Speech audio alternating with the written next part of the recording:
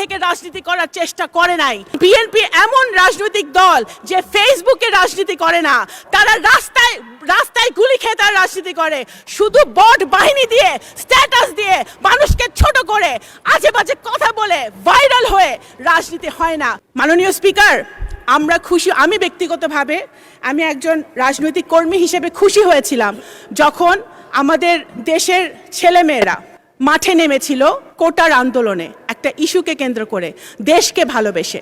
আমরা সেটা খুশি হয়েছিলাম, কারণ আমরা সবসময় বলে আসছিলাম যে এই দেশের নতুন প্রজন্ম রাজনীতি পছন্দ করে না, দেশকে ভালোবাসে না। সেটা জুলাই অভ্যুত্থান মিথ্যা প্রমাণ করেছে।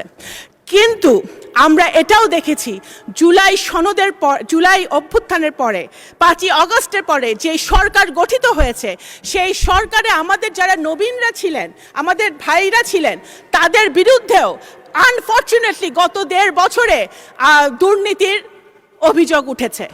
এটা কিন্তু মাননীয় স্পিকার, যখন আমরা নতুন বাংলাদেশের কথা বলি, নতুন অভ্যুত্থানের কথা বলি, নতুন প্রজন্মের কথা বলি, তখন আমরা এই জিনিসটা আশা করি না।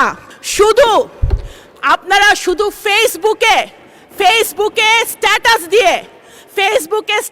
দিয়ে ভাইরাল হওয়ার জন্য বড় বড় কথা বলে পলিটিক্স হয় না। মাননীয় স্পিকার, দেশের জন্য যদি কাজ করতে হয়, দেশের জনগণের জন্য যদি কাজ করতে হয়, সরকার বিরোধী দল সরকারের একটি অত্যন্ত গুরুত্বপূর্ণ অংশ। যদি সরকারে থেকে কাজ করতে হয় তাহলে এক্সপিরিয়েন্স যেমন দরকার, সাহস যেরকম দরকার, বুদ্ধিমত্তাও সেরকম দরকার। বিএনপি এমন রাজনৈতিক দল যে ফেসবুকে রাজনীতি করে না, তারা রাস্তায় গুলি খেয়ে তারা রাজনীতি করে, শুধু বট বাহিনী দিয়ে স্ট্যাটাস দিয়ে মানুষকে ছোট করে আজে বাজে কথা বলে ভাইরাল হয়ে রাজনীতি হয় না।